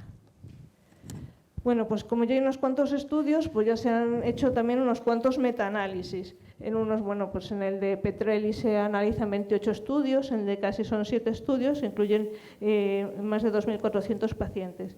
Y en este metaanálisis pues se concluye que el tratamiento con la neoadyuvancia total dobla la tasa de respuestas completas patológicas y dobla la supervivencia libre de enfermedad, que no hay diferencia en la cirugía preservativa de esfínter.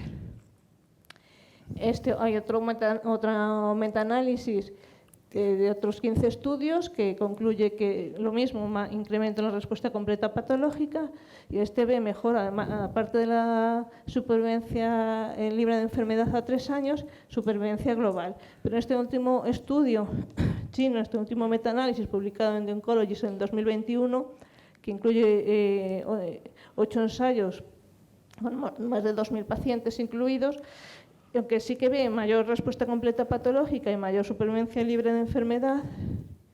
Un par de minutos, Rosario, que vamos un poco mal de tiempo.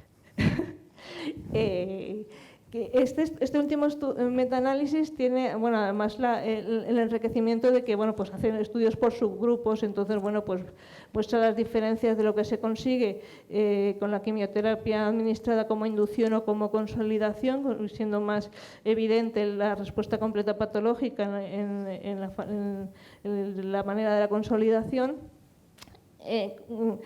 Y como la consolidación se asocia a radioterapia de ciclo corto, pues también resulta más evidente el incremento de la respuesta completa patológica en la radioterapia de ciclo corto, pero aunque hay beneficio en supervivencia de enfermedad, la diferencia en supervivencia global no es estadísticamente significativa. La recurrencia local es equivalente y mejoría en la supervivencia de la enfermedad a distancia. Entonces, bueno, pues ahora tenemos más opciones, aparte de la radioterapia de ciclo corto, ciclo largo, la neoadjuvancia total con quimioterapia de inducción, con quimioterapia de consolidación. No está claro cuál es el tiempo de espera que hay que hacer para el tratamiento quirúrgico. Lo que sí se ve es que si se espera más tiempo o se ponen más ciclos de quimioterapia, la respuesta completa patológica aumenta, como se ve en este estudio de Julio García Aguilar, en el que, bueno, pues no son aleatorizados, son grupos, o sea, cohortes sucesivas, que en los primeros pues no le administraban ningún ciclo de quimioterapia, luego 2 FOLFOX, 4 FOLFOX o 6 FOLFOX. Como vemos, la cirugía se va retrasando cada uno más desde el grupo 1 hasta el grupo 4. Las respuestas completas patológicas van aumentando desde el grupo 1 hasta el grupo 4.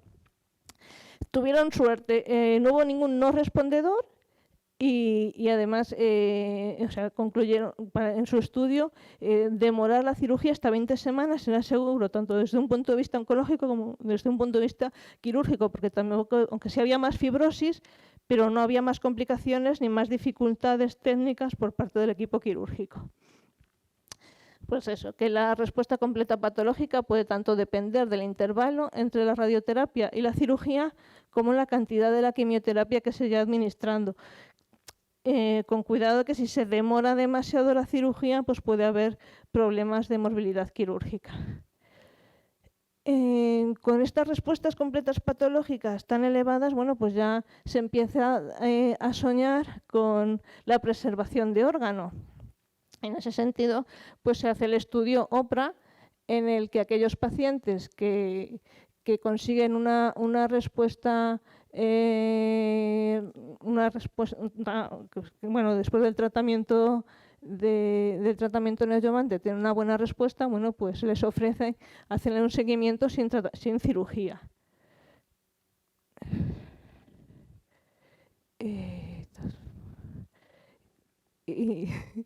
Es que no veo. Y bueno, pues la supervivencia de la enfermedad a 3 años es equivalente con beneficios en supervivencia libre de cirugía, pues muy interesantes. Bueno, entonces, bueno, pues ya tenemos el estudio OPRA, que bueno, pues nos abre la posibilidad de hacer un uso selectivo de cirugía, pudiendo considerar el no hacer la cirugía, hacer bueno, simplemente observar en pacientes que ya han sido buenos respondedores. Y luego tenemos otro estudio del cual, bueno, todavía no están los resultados, en el que también en función de la respuesta que se haya conseguido, bueno, pues se puede hacer una excisión local o un tratamiento quirúrgico convencional. Ya puestos a hacer un uso selectivo, bueno, pues también se empiezan a plantear la administración de radioterapia selectiva. O sea, esto se podría hacer en pacientes que se ponen la quimioterapia en inducción y en función de la respuesta, pues si hay una buena respuesta, evitar el tratamiento de radioterapia. Bueno, pues las cosas se van complicando, o sea, bueno, va habiendo avances, va habiendo más información, pero claro, ahora tenemos muchas más opciones entre las que elegir.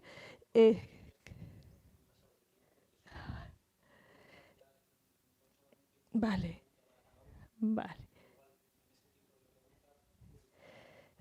Vale. Sí, esto ya lo he comentado, ya está. Bueno, y durante, o sea, en la quimioterapia de inducción, cuidado, o sea, puede haber problemas en los pacientes con inestabilidad de microsatélite, como ya se ha comentado, porque pueden no responder al tratamiento de quimioterapia. Entonces, bueno, pues es importante hacer un control durante esa fase del tratamiento para que no perder pacientes. Esa sería la parte mala, pero la parte buena volvemos a encontrarnos con CERTEC del Memorial. Es bueno, pues pues la ilusión que puede suponer, bueno, pues los resultados con el dostarlimab, que o sea, son 12 pacientes consecutivos en los que, bueno, pues se había planteado hacer un tratamiento de neoadyuvante y después iba a hacer su quimiorradio con capecitabina y también su cirugía con TME, pero como el 100% de los pacientes hicieron una respuesta clínica completa, pues no se han operado y sin toxicidad grado 3.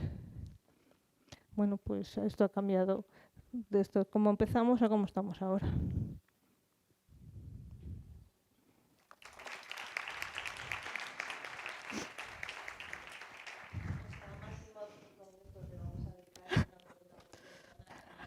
Sala, ¿alguien tiene alguna? Sí.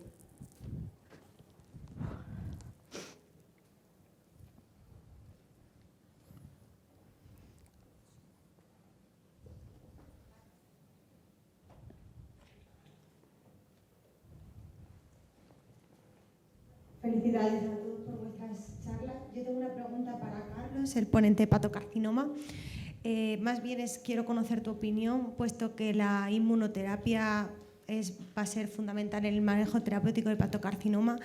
Y quiero saber un poco qué situación tenéis en Márquez de Valdecilla, qué opinas sobre qué especialista debe ser quien la paute, puesto que hay muchos centros en los que son los especialistas de aparato digestivo los que quieren empezar a ponerla. Quiero saber pues, qué opinas al respecto, si debe ser algo que quede restringido al oncólogo médico. Eso es todo, gracias. ¿La respuesta políticamente correcta Yo te diría, saliendo por, ¿no? Asemejándose a mis colegas gallegos, que el que mejor lo haga. Yo creo que con eso se puede entender todo, ¿no? Es decir, creo que hay ciertas personas que tienen una formación y una experiencia previa para utilizar determinados compuestos y por tanto debiesen ser las que pautasen este tipo de fármacos, y aquellas que no tienen ni formación ni experiencia con los compuestos debiesen contribuir en otros aspectos del problema. Es mi opinión. Yo creo que con eso hasta ahí puedo ir. Miguel tenía otra pregunta. Se te escucha. Carlos, ya sé que tienes mucha experiencia ya con inmunoterapia en hepatocarcinoma. Si nos puedes hablar un poquito de tu experiencia y sobre todo, ¿qué haces en la segunda línea?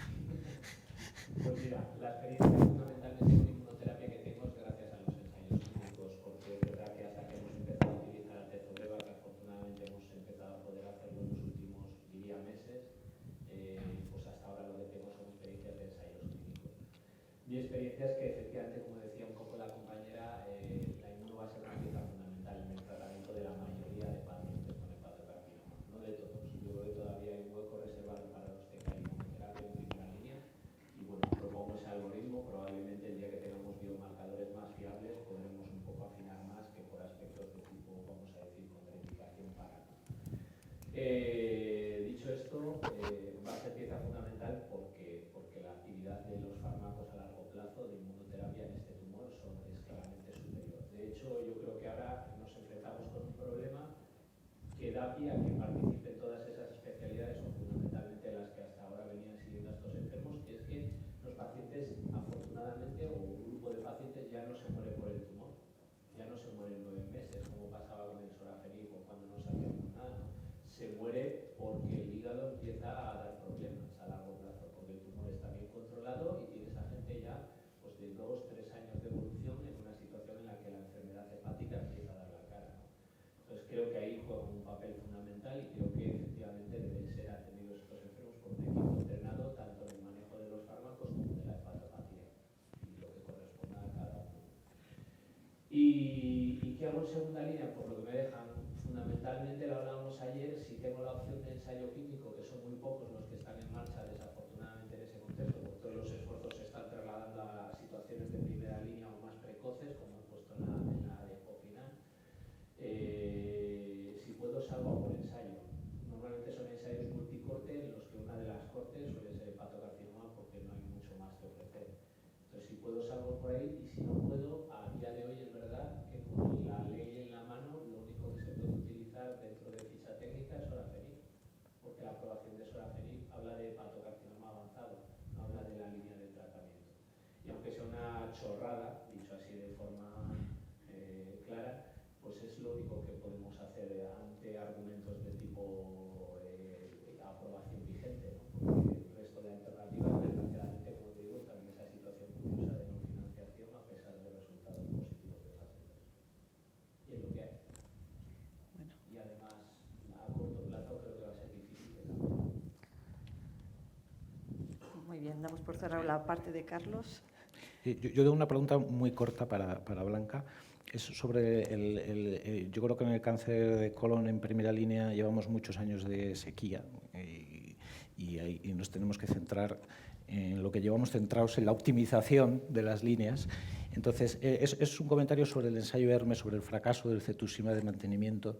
Si no crees que una de las fuentes del fracaso es que esa línea no estaba bien diseñada, porque igual es más sensato, como con el Avastin, hacer un mantenimiento con la fluoropirimidina y el cetuximab, como en otros ensayos que no son exactamente así, se sigue con el FOLFIRI panitumumab o FOLFIRI cetuximab de manera indefinida, si no crees que puede estar por ahí el fallo. Pues sí, es un estudio complicado de interpretar los resultados, y lo vemos también con el porcentaje alto de pacientes que abandonaron el estudio. De hecho, me imagino que ellos tampoco se imaginaron, tenían pensado un 20%, mientras que fue un 40%. Entonces, probablemente tendría que haber un mejor diseño, tal vez de un estudio, o tal vez ir por otra línea, como por ejemplo ver la posibilidad de 5-FU con bueno, alguna terapia anti-EGFR. Para Maribel, una pregunta también de la sala, ¿y alguna? Pues rápida y resumida. ¿Cuándo determinamos ER2 en los pacientes con cáncer colorectal? Y entre las opciones que tenemos ahí, en caso de ser ER2 positivos, que en este caso sería enfermedad refractaria, ¿por cuál optarías? Vale. Pues determinarlo yo creo que al principio. Al principio porque, aunque quizá lo que es en cuanto a terapia dirigida no nos va a servir en la primera línea, pero sí que nos va a servir como orientación en cuanto a resistencia a los anti-EGFRs. Entonces, de cara a hacer quizá una reevaluación más temprana o a tener más cuidado en esos pacientes, yo creo que teniéndolo disponible además en todos los hospitales, al principio. ¿Qué terapia? Pues no sé si podría responderte, porque no sé si hay una contestación clara entre lo que tendríamos resultados trastuzumab deruxtecan o doble bloqueo ER2. Bueno, trastuzumab deruxtecan tiene la ventaja de que lo podemos utilizar a la progresión de otro agente ER2 previo, entonces quizá lo podríamos reservar para una línea posterior y ganar con eso otra línea de tratamiento. Entonces nos quedaríamos en segunda línea con doble bloqueo ER2 o trastuzumab lapatinib o con pertuzumab, con tucatinib también resultados muy interesantes, pues quizá basándonos en la disponibilidad, también un poco en la experiencia que tenemos con el esquema y en la toxicidad. Perfecto, gracias, Maribel. ¿Hay alguna pregunta más en la sala? Luego la damos ya por cerrado, ¿no? Yo creo que Muy bien. vamos con un poco de retraso. Yo creo que cuanto antes hagamos el descanso, antes continuaremos después. Muchas gracias.